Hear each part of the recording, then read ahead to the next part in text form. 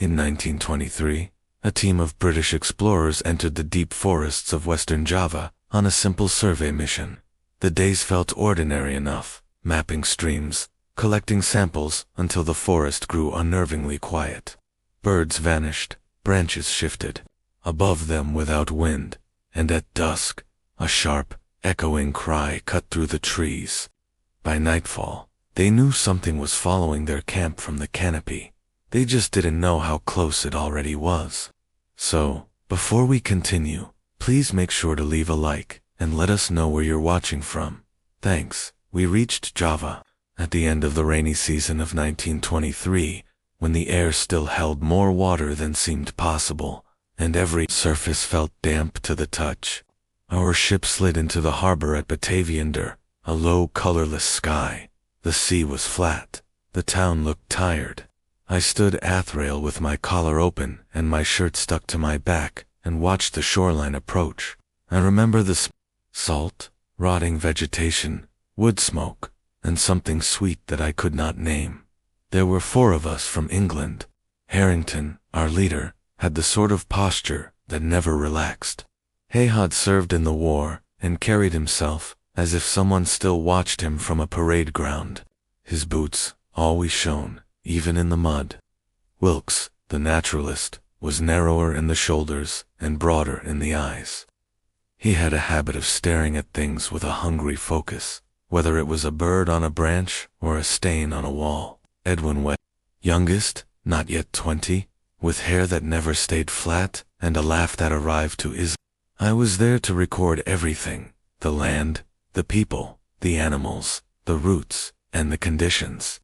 At least that was the plan written in London on clean paper, far from the sounds that would later keep me awake.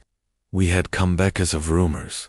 A report had reached the Royal Society about a creature in the forests of Western Java. The words had been vague. A great bat, an unknown primate, a winged predator. There was mention of a cry and a word written in careful ink, all in the club. With brandy on the table and the fire burning low, it had sounded distant and harmless.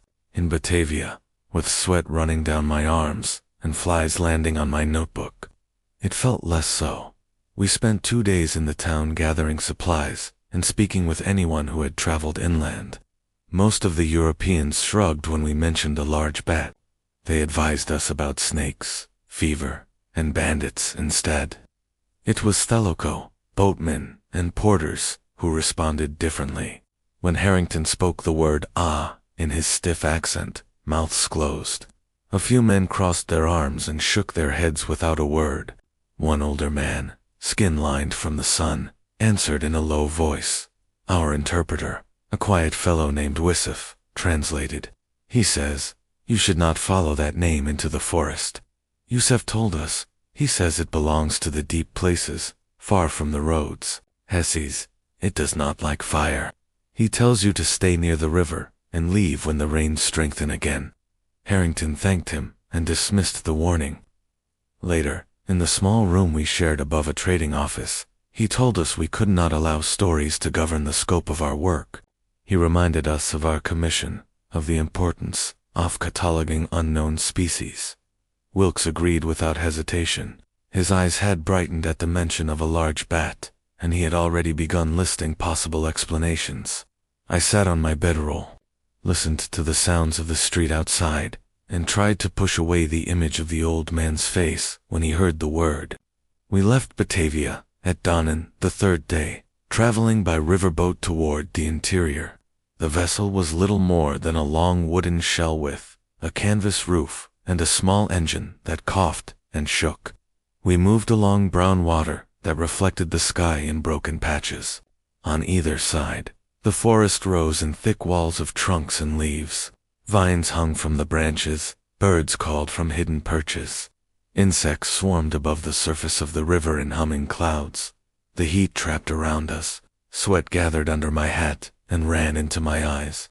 Harrington stood at the bow with a map in his hands, pointing out bends and junctions to no one in particular. Wilkes made notes about plant life and asked constant questions of Wisif. Edwin shifted between excitement and discomfort. One moment he would lean over the edge, pointing at a bright bird or a large fish. The next, he would sit back, fanning his face with his hat and muttering about the smell of the water. By late afternoon, we reached a small settlement where the river split. Houses on stilts lined the bank. Children watched us from doorways. Dogs barked and then backed away. We took on more fuel for the engine and negotiated 4 porters to guide us upriver and then overland again. When the word Ahool reached the ears of the villagers, movement in the air seemed to change. Conversations slowed, faces tightened. A woman pulled her child away from the edge of the jetty. One man agreed to guide us. He introduced himself as Satria. His shoulders were broad and his eyes patient, but there was a strain in the way he looked at the forest. Through a sef, he told us he had seen shadows pass above the trees at night. He did not say the name at first. Only when Harrington pressed him did he lower his voice and let it out. All Wisef translated. He says he has heard it call. He will take you inland, but he wants to keep the fires bright at night, and he will not walk after he wants extra pay for that. Harrington argued about the terms more for pride than for money, but in the end, he agreed. That night, we slept in hammocks under a mosquito net in a huthot, smelled of smoke and damp wood. I woke several times, not from any noise he could name, but from the weight of the air and the hardness of the unfamiliar mattress under my back. Each time I listened for some strange sound from the forest, and heard only the steady chorus of insects and frogs. The next morning, we left the river and began our journey on foot. The forest swallowed us quickly. Within a few hundred yards, the light changed.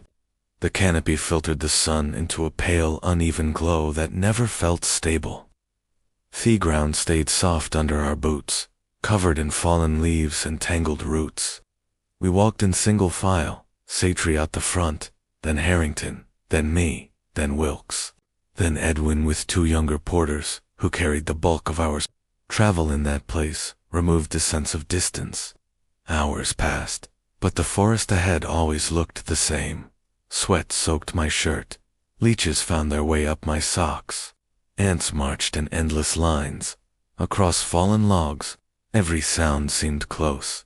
A drop of water from a leaf, the snap of a twig underfoot, the call of an unseen bird.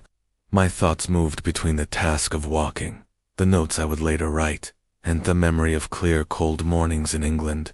It was during one of our short rests that I noticed the first smellidity. We had stopped beside a narrow stream so the porters could refill their cantons. The water moved slowly, darkened, shallow, over smooth stones. There were insects on the surface. There were plants at the edge. There were no birds. I had grown used to their constant presence. A call, a movement of branches, a flash of color. Here, there was nothing. The air felt thick. Even Edwin, who usually spoke without pause, stood silent. "Is something wrong with the water?" I asked. Satria shook his head and knelt to drink. When he straightened, he scanned the trees above us with a careful gaze that made the small hairs on my arms lift. "What are you looking for?" I said. He replied in his own tongue. Wisef listened and swallowed before translating. "He says we should move on soon," Wisef said. "He doesn't like this place. He says the canopy is too quiet. He says the shadows stay too long on the branches." It was a strange remark, without a clear meaning, but it unsettled me more than I cared to admit. I glanced up. The branches formed a dense lattice overhead. Some leaves did appear darker, but I told myself it came from a thicker cluster or a trick of the light. Harrington clapped his hands, announced that the rest had been sufficient, and urged us back onto the trail. By late afternoon, we reached a ridge where the trees thinned slightly, and we could see a broad valley ahead. Mist clung to the lower ground. A river wound through the center, narrow from that distance. Satria said that we would camp before the descent and make our way into the valley the following day.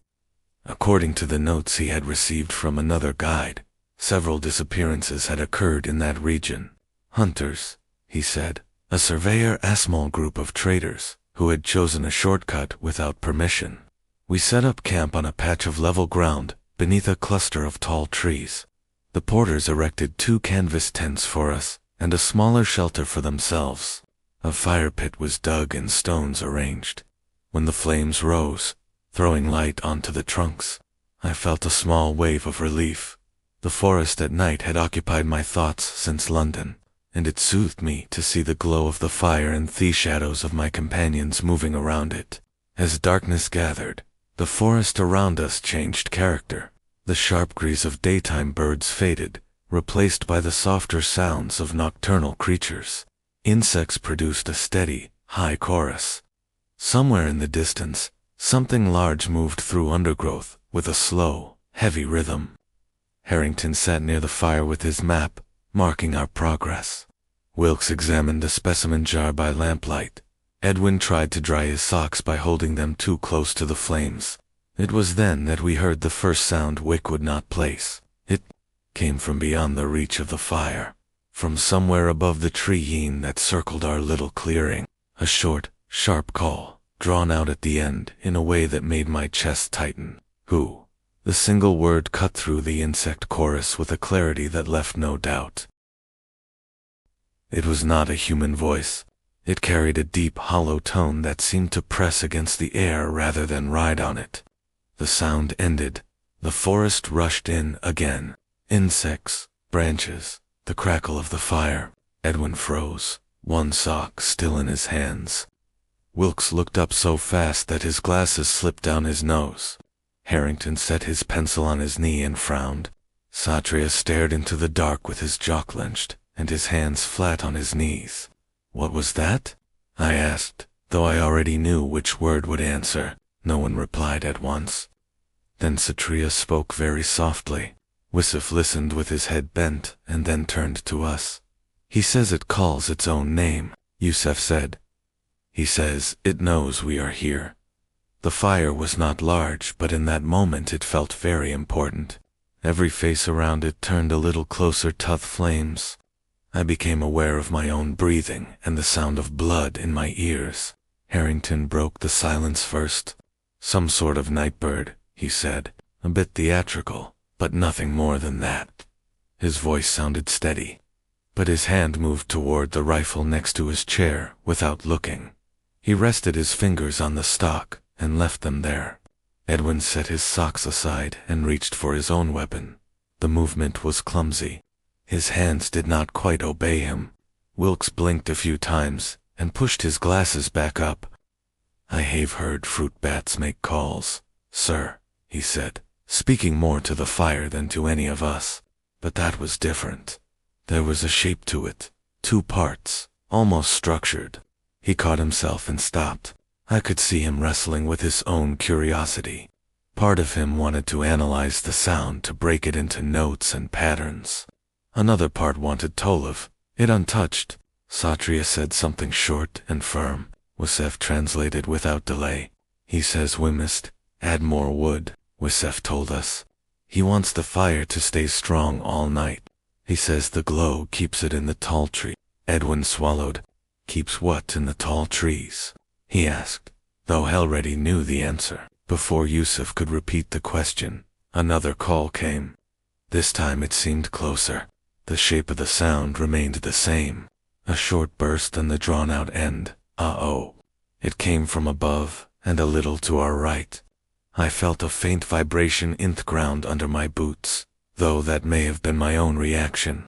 The forest fell quiet for the briefest instant around the sound, as if small creatures had paused out of instinct. Then the normal chorus resumed, fine around the edges. I realized my hand had moved to my notebook. I forced it away.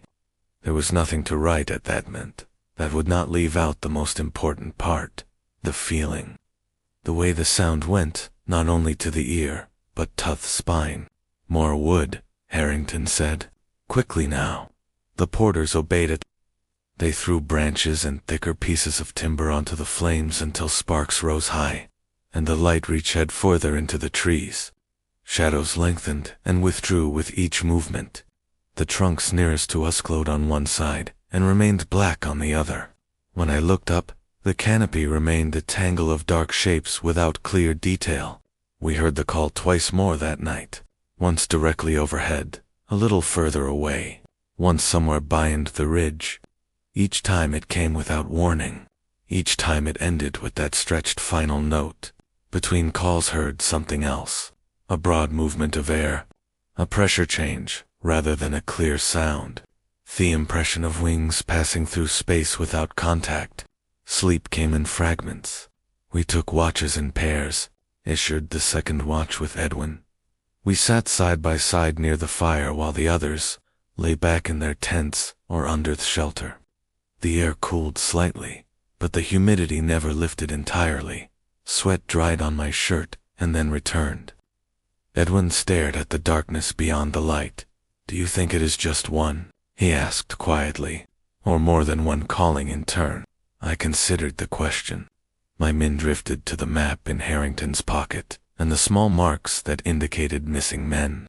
"If it is one, it covers a great distance," I said. "If it is several, they have agreed on the same voice. I do not know which thought He gave a short laugh that held no humor. "I did not mind the idea when we're in London," he said. "A big bat. A discovery. Now my legs do not want to take me further inland." I felt the same reluctance, though my pride did not allow me to say it outright. Instead, I watched the line where the firelight ended and the dark began. Several times I thought I saw movement at that border, but each time it resolved into a branch, a low plant, or the shape of a rock, near dawn, when the sky had not yet changed color, but the forest had started to shift toward morning sounds. A branch snapped somewhere above us. This time it was not a small twig. It was something thicker, breaking. Leaves fell into the clearing in a slow drift. One landed in my lap. It was broad and green, still wet with sap. We did not hear the call then, only the soft rush of something large passing from one tree to another out of sight. The fire had burned down to embers. Harrington emerged from his tent with his shirt undone and his hair flattened on one side. "What are you staring at?" he asked. Edwin pointed upward. "Something moved through the canopy," he said. "It broke a branch." Harrington tilted his head back and studied the monkeys, he said, "or a hornbill landing badly. There's no use turning every sound into a threat." I spoke with more impatience than conviction. I saw that his hand shook slightly as he buttoned his shirt. "We broke camp at first light. Cetria pushed us to move with more urgency than the day before." He kept his eyes on the branches, as much as on the trail. The porters spoke quietly among themselves. I caught the word again several times, in their exchanges. They did not look upward when they said it. The descent into the valley took longer than I expected. The ground grew steeper and more treacherous. Rocks hid under valley. Roots formed sudden steps. We lost our footing more than once. The air grew even thicker, if that was possible. Each breath felt heavy. As we reached lower ground, a new smell drifted toward us. It stood out from the constant mix of damp soil and growing things. It was harsher. There was the sharp note of blood and the heavier weight of decay. Flies gathered in a cloud ahead near a cluster of bushes. Cetria raised Hishon for us to stop. He moved forward alone, pushing branches aside with the barrel of his rifle. When he reached the center of the thicket, he went still. The way his back stiffened told me enough. Harrington walked up to join him, refusing to be held back. I followed. Wilkes came after me with a handkerchief pressed to his face. Edwin remained a few steps behind. A small clearing opened within the bushes. In the middle lay the remains of an animal. It had been a boar, judging by the shape of the skull and the size of the hooves. Very little else remained intact. The torso had been opened, ribs curved outward. Flesh had been torn away in long strips. The head was attached by a thin line of tissue. The spine showed in several places, scraped clean. What stood out most were the wounds on Thesholder's and neck. They were not ragged.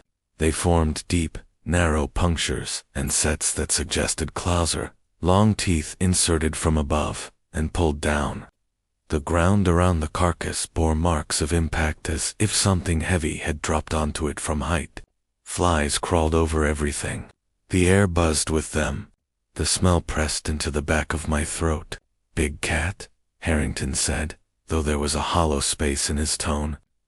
"Or a large epithet that did not finish the meal." Wilkes shook his head and pointed at one of the punctures. "Cat's tear and rake," he said. "Python's crush. This is different. Look at the spacing. The entry is narrow, but very deep. There is bruising around each point. The force came from above." He spoke in a flat manner, the way he did when examining a specimen in a jar. His glasses had fogged. He wiped them with an impatient gesture, leaving streaks. I looked up without meaning to.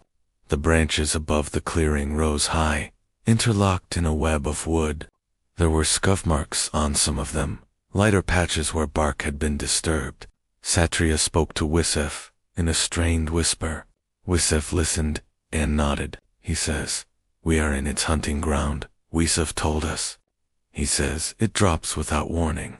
He thinks this kill is from last night. He wants to reach the river by sunset and camp there instead." Harrington closed his notebook with more force than needed.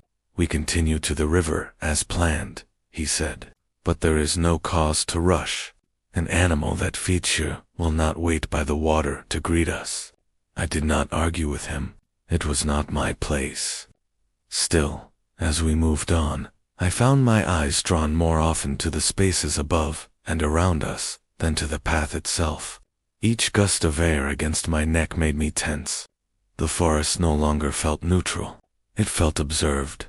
As the day wore on, the oddities multiplied. We passed another stream where no birds called. Later, we reached a section of forest where many branches bore broken ends, all at a similar height. Some lay on the ground, stripped of smaller twigs. Once a shower of dry leaves fell without any clear cause. No animal showed itself. No wind preceded it. Conversation dwindled. Even Edwin grew quiet, save for occasional questions that died halfway out of his mouth. When we did speak, our voices stayed low, as if we did not want them to carry too far. By mid-afternoon, my legs ached, and my shirt clung to me again. The need for rest pressed against the urge to keep moving. Harrington called a brief halt beside a fallen log. We drank, wiped our faces, and checked our packs. I became aware of a new sound then. At first, I thought it was my own pulse, but it did not match my heartbeat.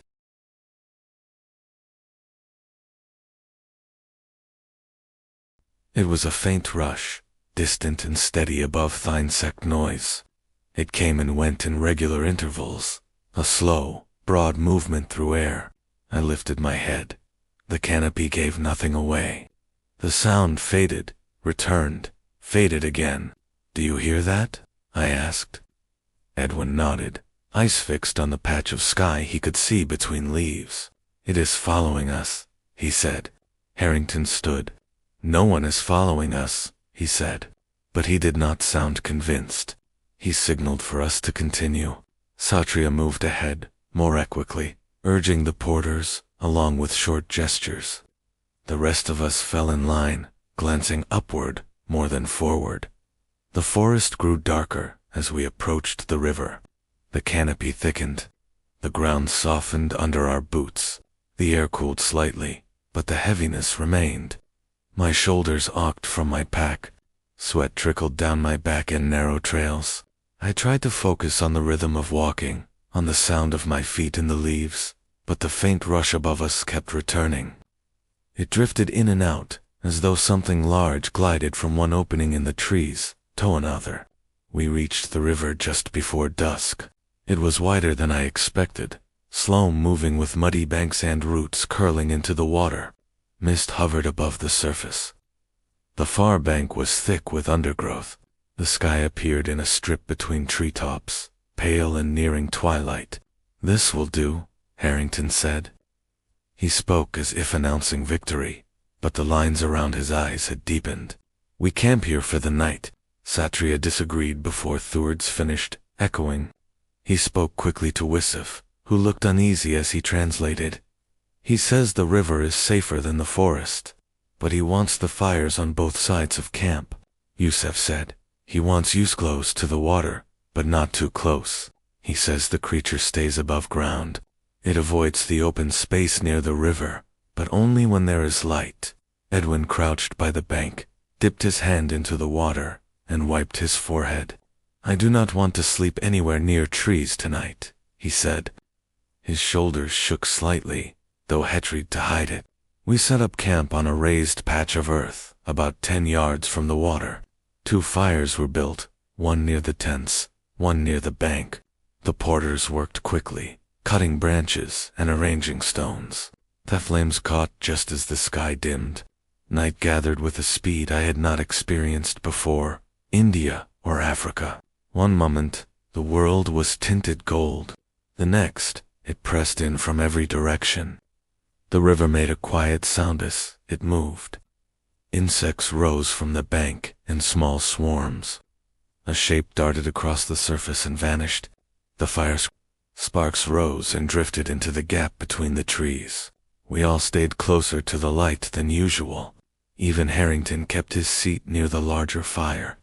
He cleaned his rifle with deliberate motions, as though the routine itself steadied him. Wilkes studied the dark shapes across the river. The glow from the flames reflected in his lenses, obscuring his eyes. The forest felt tense, not silent, but tight. The night creatures called, but their rhythm lacked ease.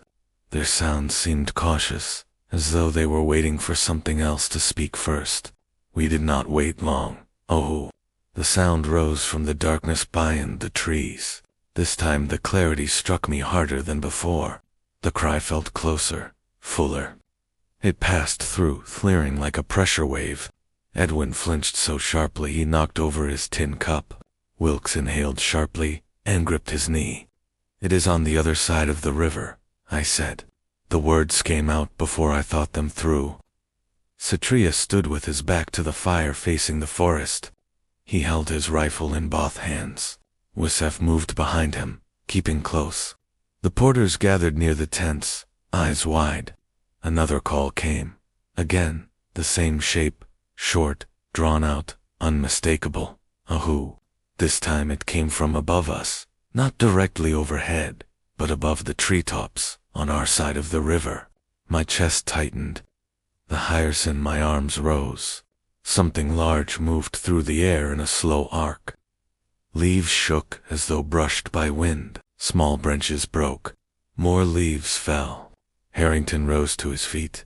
We stay at fires, he said. Everyone stays in the light. But the light felt thinner than ever. It reached only so far before dissolving into black. Even the flammes themselves seemed smaller, as if the night absorbed them. A sudden gust pushed through the clearing. It was not wind from the river. It came from above, descending slightly before passing outward. The flames wavered. Smoke shifted sideways. I gripped my pack without thinking. My fingers dug into the canvas. There, Edwin whispered. We followed his gaze, to a gap in the canopy near the far fire. For a moment, I saw nothing. Then I realized something blocked the stars. A wide shape moved between branches. Its edges were soft in the darkness, but its span was unmistakable. Large, outstretched. It glided with no flapping motion, a heavy outline over the leaves, but silent except for the faint movement of displaced air. It vanished as quickly as it appeared, swallowed by the dark. Harrington raised his rifle, but he had no target.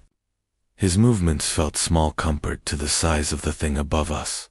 A call sounded again, this time deeper, louder.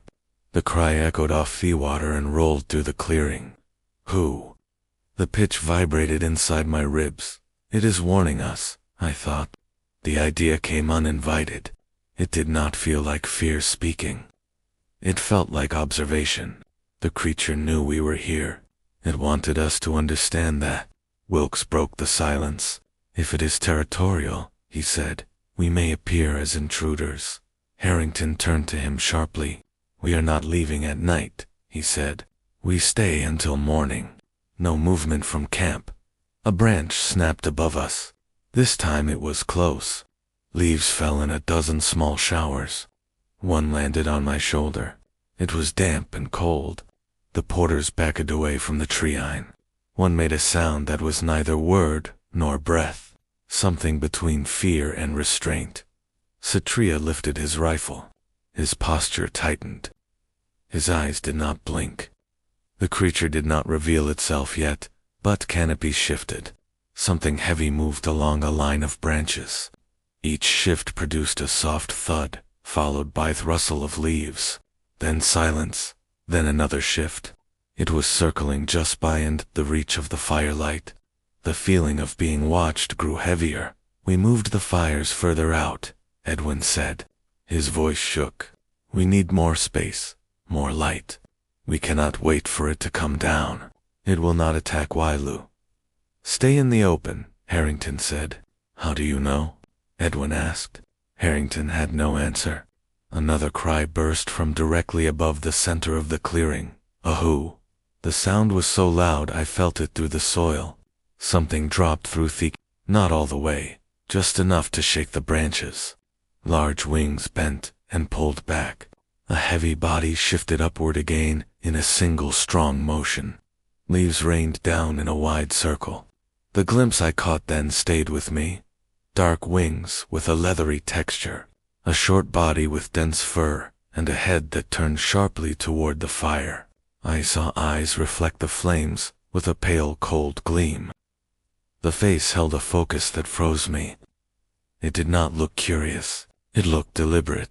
Then it vanished back into the dark. Harrington finally swore under his breath. He checked the clip in his rifle with rigid hands.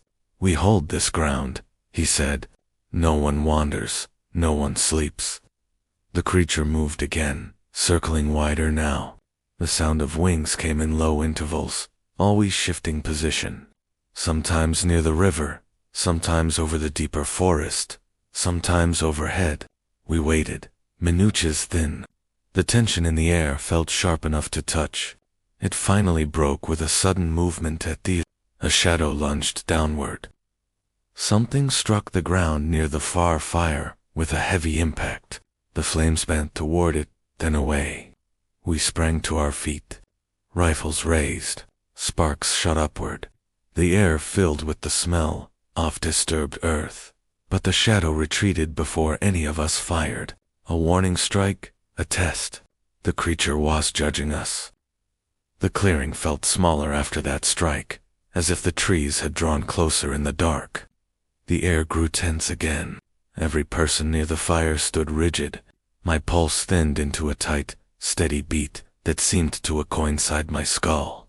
No one spoke. Even Harrington didn't issue instructions. It was as if our voices might pull the creature down on us. A few moments passed. Then the canopy shifted again. A branch snapped somewhere over the river end, then another slightly closer. The movements were controlled, not frantic. I realized the creature wasn't uncertain at all. It was observing how we reacted, circling with intention, waiting for the position that suited it. Wilkes whispered, "It is testing the boundary of the light." His voice trembled, but the words were steady. Harrington began to form a reply, but he stopped. He listened. I did too. The night insects had changed rhythm. Their chirping thinned until only a few faint sounds remained. This silence did not feel natural. It felt imposed. I felt the change in pressure before I heard the wings. A broad gust swept downward from the canopy. The fire nearest the water bent sideways and spit out a wave of sparks. The sudden rush of heat cut across the clearing. I stepped back instinctively. Satria gripped his rifle tighter. The creature passed above us again, but lower this time. The outline of its wings formed a wide arc. Two long claws extended from the tips. Its body shifted as it glided, and then a detail that forced all air from my lungs.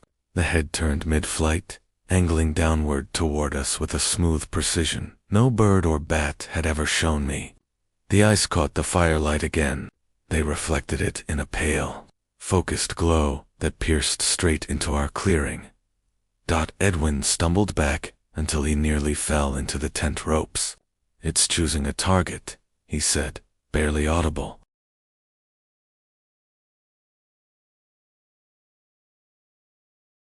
Harrington raised his rifle. "Hold," he said. "We do not fire until we have a clear shot." Wilkes shook his head. "We may not get one, sir." The creature's screech snapped the air. Ahool. This time it came from directly above the river, loud enough to shake loose several clusters of leaves. They drifted over the water in a slow scatter. The cry was longer stretched until it felt like a pressure on my lungs. The creature dropped lower again. A shadow swept across the riverbank. The porters huddled near the larger fire. Two clutched each other's shoulders. Isef positioned himself between them and Cetria, as though proximity to the rifle offered protection. Another gust hit us. The second fire flickered dangerously. The creature wasn't attacking yet.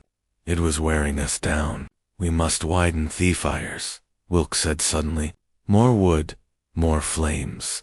If it avoids bright light." Before he could finish, the creature descended again fast. A heavy shape plunged toward the far fire. It struck earth on the outer edge of the light, just beyond our full view. The impact shook the ground. Embers shot out in a spreading arc. The flames dipped, flared, dipped again. Something moved inside the darkness at the edge of the firelight. A body crouched low, wings folded tight along its sides, head tilted upward as if tasting the air. I couldn't see its face clearly, but I saw the outline of its jaw and the movement of its breath. It waited there, half in shadow, half illuminated by the flickering glow. Its claws dug into the soil. A second later, it sprang upward. A leap, powerful and silent. Branches above snapped as it pushed off them. Leaves spiraled down. The creature vanished into the canopy. My knees felt weak. I steadied myself against my pack, breathing through a tightness in my chest. "It could have taken any of yous just then," Edwin whispered. Harrington wiped sweat from his brow with the back of his forearm. "It didn't because Wes stayed in the open," he said. "It can't commit to an attack with this much light. It will wait until Samian crosses the shadows," Wilkes said. "Or until one of the fires dies." Satria spoke quickly to Wisef. His tone carried urgency and a rising fear. "He says, we cannot stay here." Wisef translated. "Hesses, the creature is angry. He says it knows we are not leaving. He thinks it is waiting for exhaustion. He says, iPhone of the fires drops, even a little, it will strike. We cannot move at night." Harington, snapped, Satria replied, before Wisef translated. The words carried strain, sharp and fast. "He says, if we stay, someone will die," Wisef said. "He says, the creature will not allow a foreign group to sleep in its hunting ground." Harrington stood still for several seconds. His jaw tightened. His pride fought the reality forming around us. The lamps, the fires, the loaded rifles, all of them combined, would not change the fact that we were surrounded by trees and darkness far deeper than our light could push back. "We wait," Harrington said at last. "No movement, no panic. We hold light." But even as he said it, the creature swept above us again. A dark mass moved just beyond the fire's reach. The faint outline of wings traced over the clearing. A low growl rolled from its throat, not loud, but deep enough to vibrate the air. It was the first time we'd heard anything from it, aside from its cry. A moment later, another sound, a howl from not far downriver. Sharp, panicked, cut short. It didn't come from the creature. It came from something else. An animal, perhaps a small deer or boar, caught by surprise. A splash followed, then Wilkes exhaled shakily. "It is hunting while watching us, or demonstrating what it can do," I said. Another gust of displaced air swept across the clearing, bending the flames again. Harrington finally lowered his rifle a fraction. He didn't speak, but his expression changed in a way I'd never seen. His usual certainty had thinned into worry. Satria stepped forward, placing himself beside Thief. His eyes moved steadily across the dark, tracing the patches where branches moved without wind. He pointed on sea toward the trees, almost flinching as he did. The creature was climbing. We watched it ascend in stages, branch by branch, quiet despite its weight. Each shift made only a soft scrape. It moved to the highest point over the riverbank. Then it hung there, still deliberate. "Is it waiting for someone to drift too far from the light?" Edwin whispered. "Or it is studying how we react to being watched," Wilkes replied, voice tight. Night deepened. The fires became the only color in the world. Everything else blurred into black shapes. The creature's outline blended into the canopy, but the white reflection of its eyes remained faintly visible, watching as minutes stretched on. Sweat slid down my back again, chilled now instead of warm. The fire snapped. One ember floated upward and died. I imagined the creature following its path with complete attention. Then finally, the tension broke, not with an attack, but with movement. The creature launched itself from the highest branch. It glided far above the river, then turned sharply, too sharply for its size, and climbed again until it vanished behind a dense patch of foliage. It was repositioning, reassessing, preparing. Harrington whispered, "It is waiting for the moment. We cannot maintain both fires." And he was right. Our supply of dry wood was running out. The night walked. The creature was patient. We would not last until dawn unchanged. The fires crackled with an uneven rhythm. The shadows they cast reached farther between each burst of flame. Every time the light thinned, the creature shifted position above us. Its movements were small, but deliberate. An adjustment of weight, a push off a branch, a silent glide from one perch to another. It was waiting for a gap. I felt the intention behind its patterns as clearly as if it spoke. Satria moved to the edge of the clearing with a bundle of sticks he had collected earlier. He fed them into the smaller fire, but the flames only rose for a moment before settling again. Sweat ran down his temple, and he wiped it with the back of his arm, without looking away from the treine. "We do not have enough fuel to last until morning," Wilkes whispered. His voice trembled with the strain of holding his fear in check. "We barely have enough to last a few more hours." Harrington refused to look at him. "Then we ration it," he said. "We must keep both fires alive." Edwin stared at the flames with a hollow expression. "If one fire weakens, it will strike there. If both waken, it will come from the dark at any angle. How are we meant to defend all sides?" A faint snap came from above us. Light, crisp, deliberate. The creature had repositioned again. I could not see its full outline, but I saw fragments. The shift of wings, the curl of a claw, the subtle motion of its body as it crouched on a heavy branch. Its eyes glowed in the dark, catching the firelight with a low, pale shine. "It knows we're weakening," I said. Harrington looked at him then. For the first time since we left London, I saw uncertainty break through his controlled demeanor.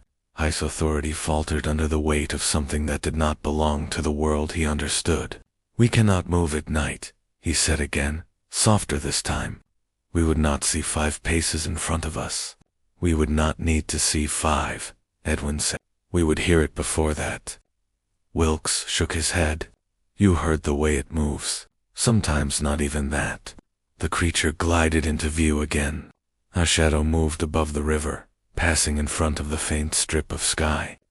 The wings stretched wide, more than twice the height of a man. The motion was smooth, controlled, without a single beat to hold it up. It turned over Theawater in a long arc, then vanished behind a cluster of trees, but it did not keep moving. It had landed close in, that the air shifted. Harrington finally spoke, the thought we all shared. "If it comes down again, it won't be 8. A low growl drifted from the direction where it had landed, not loud, not a challenge, more like a message. The sound rolled across the riverbank and pressed into the clearing. Wilkes backed away toward the larger fire. "It is warning us again," he whispered, "or deciding which of us is the easiest to take." The porters clutched their supplies, unable to look away from the treine. Wisef murmured prayers under his Even the insects had fallen into a thin and uneasy silence. Anathurbranch snapped behind us closer. Satria spun, rifle raised. His movements were tense, but controlled. He whispered something quick and urgent, and Yusef translated with a tight voice. "He Sacid is circling again," Yusef said, "but it is lower than before. It is preparing to dive." Edwin stepped closer to me. His shoulders shook. "If it dives, we won't be able to stop it. Not with rifles, not with anything." He wasn't wrong. The creature dropped from the canopy like a stone earlier. It had lifted itself again with one powerful motion. If it wanted to crush one of us, it would. Harrington adjusted his stance. "If it comes for us, aim for the chest, not the... Don't shoot blindly. Wait for the moment you can see it clearly."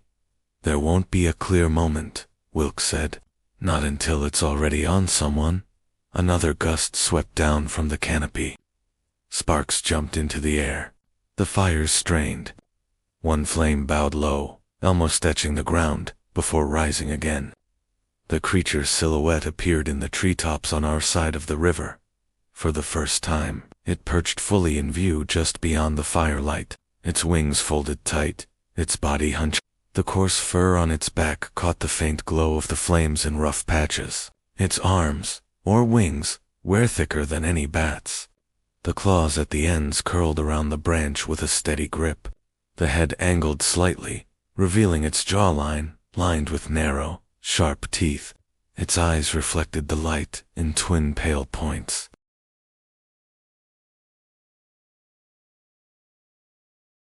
It was studying us with a stillness that felt wrong. My throat tightened. My mind tried to catalog its features, but the details unsettled me. The creature resembled both a massive bat and something older, something that did not fit into neat categories. Its proportions were wrong in ways that I could not fix in my thoughts. Then it opened its mouth. The cry was the loudest yet. "Oh!" The force of the sound made the flames bow again. It rolled across the clearing and echoed down the river. Several of the porters dropped to their knees, clutching their ears. Wilkes stumbled back and nearly fell. I felt the vibration deep in my... Harrington gripped his rifle and shouted, "Hold position." The creature responded by shifting its weight, preparing to launch. Satria shouted something to Yusef, who translated with a strained voice. "He says, if we do not turn now, it will kill one of us. He says there is no more time." But Harrington refused to abandon his ground. His pride anchored him even as the creature crouched lower. "Hold," he began. I never finished. The creature dropped.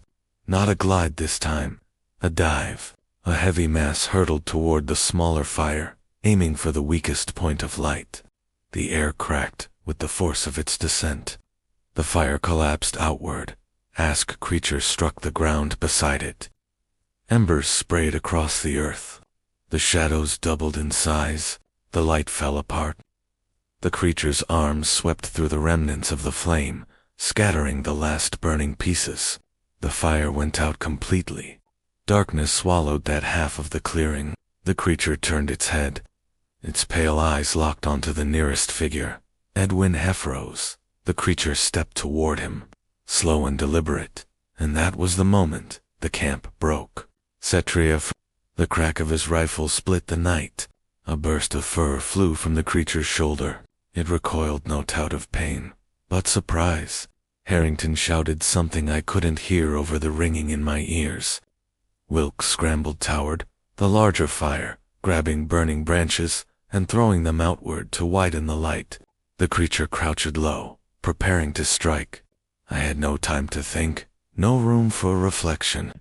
Only the clear knowledge that if the creature chose Edwin, there would be no saving him. The attack was seconds away. Our only light was failing. We were out half time. The creature lunged. Its wings opened only halfway, enough to push a burst of air across the ground. Edwin stumbled backward, tripping on a supply crate. He hit the earth hard and scrambled with his hands behind him, heels digging grooves into the dirt. His breath came in short, panicked bursts. The creature's shadow loomed over him. Its claws dug into the soil as it prepared to spring again. Kshatriya shouted and fired a second shot. The bullet struck the creature's flank. It staggered a step, but did not retreat. Its head snapped towards Kshatriya with a sharp, decisive motion. Its mouth opened wide, revealing rows of thin, pointed teeth. It let out a short, violent growl. Harrington fired next. His shot grazed the back of the creature's skull, sending a spray of fur into the air. It snarled and leaped sideways, using its wings to propel itself across the clearing in a swift arc. It landed near the edge of the larger fire, claws digging into the earth. Sparks scattered around its feet. Wilkes kept grabbing burning branches and dragging them mootward, widening the circle of firelight as fast as he could. The flames rose higher with every branch he added. He risked getting too close to the shadows each time, but he did not stop. His glasses fogged, but his hands moved with desperate clarity. Edwin crawled toward the light. I ran to him, pulling him upright by the arm. His legs shook, barely supporting him. We backed toward the main fire, step by step, never turning our backs on the creature. It watched us with slow, steady focus. The glow from the flames reached its body now. The detailed shape of it, Bikumic. The wings were thick with cartilage. The fur clung to its torso in uneven patches. Its arms bent with an unsettling structure between primate and bat. Its face held a rigid animal intent, not instinctive, but purposeful. Then its gaze shifted, not toward us, toward Def. With a sudden motion, it dropped low and swept one wing across the ground. The wind from it threw dirt and leaves into the flames. The fire bent sideways. Sparks shot into the air. The bright glow faltered. Wills shouted, "Keep it bright, keep it bright." But the creature moved again, faster this time. It struck the far edge of the fire with another sweep. A burst of embers exploded upward. The flames wavered, almost collapsing. I felt a cold weight drop into my stomach. It was trying to extinguish our last source of protection. Harrington stepped forward, rifle raised, and fired at the creature's chest. The shot landed hard. The creature rocked back, wings spreading wide in reflex. A sharp cry burst from its mouth, not the familiar call, but a raw, guttural sound. It retreated several paces, claws digging deep trenches in the soil. For a moment, it hesitated. A brief, wavering pause. "Acants, Kshatriya," I called. "The lanterns." He understood instantly. He grabbed 2 eel lanterns from the supplies and smashed them against the ground around the fire. Letting the oil spill outward, Wilkes struck a burning branch against the oil. Flames surged outward in a widening ring, stretching toward that. The clearing brightened. The shadows thinned. The creature hissed and pulled back. Its wings curled inward. It shifted its weight from one clawed foot to the other. As the fire grew brighter and hotter than before, Harrington raised his rifle again, but this time headed not fire. His voice lowered. "It can't approach now. Not with this much light." The creature paced at the edge, off the new fire line. It circled. It tested the ring of flames once, stepping close enough that its fur caught the glow-off heat. Then it recoiled again, disgusted or angered by the brightness. Its eyes flicked between us and the gap between 2 trees where the darkness remained thick. It made a choice. With a sharp push, it leaped into the air. Its wings unfolded fully, not gliding this time, but beating once with enough force to lift its entire body in a single burst. Leaves shot upward in spirals. The firelight caught the underside of its wings as it climbed through the canopy. It vanished into the night. The only sign of its retreat was the fading sound of branches shifting far above us. Then silence. Not normal silence. Heavy, drained, waiting. No one spoke for several seconds. Edwin collapsed to his knees, shaking from head to toe. His shawls pressed into the dirt as he struggled to breathe. Wilkes knelt beside him, rubbing his back with a trembling hand. Kshatriya lowered his rifle and wiped his forehead with his sleeve. The porters sank to the ground together, exhausted, whispering to each other with relief and disbelief. I stood still, chest rising and falling with slow, stunned breaths. My legs felt unsteady, as though they did not remember how to support me. Sweat cooled on my back in a way that left me shivering. Harrington alone remained upright. His pose was pale, rigid, with something that looked unfamiliar on him. Fear, yes, but also understanding. His pride had cracked. The certainty he had carried from London to Java had been burned away by the night. He lowered his rifle slowly. "It will return at dawn," he said quietly. Wills looked up at him. "Do you think it hunts in daylight?" "I hunts anything that threatens its territory," Harrington said. "It will want to make sure we are gone." Edwin's voice broke. "We can't stay here. Not another night. We can't." And no one disagreed. We kept the fire blazing for the rest of the night. No one slept. Our eyes remained fixed on the tree. The Cratcha called once more in the distance, but it did not come close again. The call sounded frustrated. Then, it moved farther away. When the sky finally began to lighten, the relief felt fragile. Dawn crept in slowly, pushing back the thickest parts of the night. The trees regained their shapes. The river showed its surface again. The air warmed slightly. Only when Thephorist was fully visible did we begin packing. We did not speak much. Each of us understood what had happened without needing to put words to it.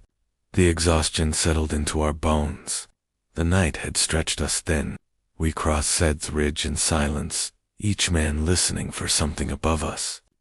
The creature anniversary showed itself again, but the fear of it followed us with every step. By the time we reached the settlement near the river junction, all 4 British members of the expedition looked different. Older, heavier in spirit, marked by what we had seen. The locales did not need an explanation. When we arrived, covered in dirt and smoke, the porters speaking hurriedly with unsteady voices. The villagers knew at once that we had met something in the deep forest. One elder approached us. He said nothing at first. He looked at our faces one by one, then nodded slowly. When he finally spoke to Yusef, the translation was simple. He says, "You have seen enough." We left Java 2 days later. Harrington submitted a brief report upon our return to England, but it omitted much of what had happened. There was no mention of the fire line, or the dive, or the moment it nearly took Edwin. The official account described a large, possibly unknown species of bat that displayed territorial behavior. But the truth remained with us. An enormous creature still lived in the forests of western Indonesia. Intelligent enough to test, strong enough to kill, silent enough to stalk from above without warning. Its call still echoed in my mind, sharp and deliberate. Since that night, I have never camped beneath a canopy without watching the branches above me. I no longer trust the quiet spaces between trees or the stillness that falls before dawn. Something in that forest watched us, with a focus no animal should poe.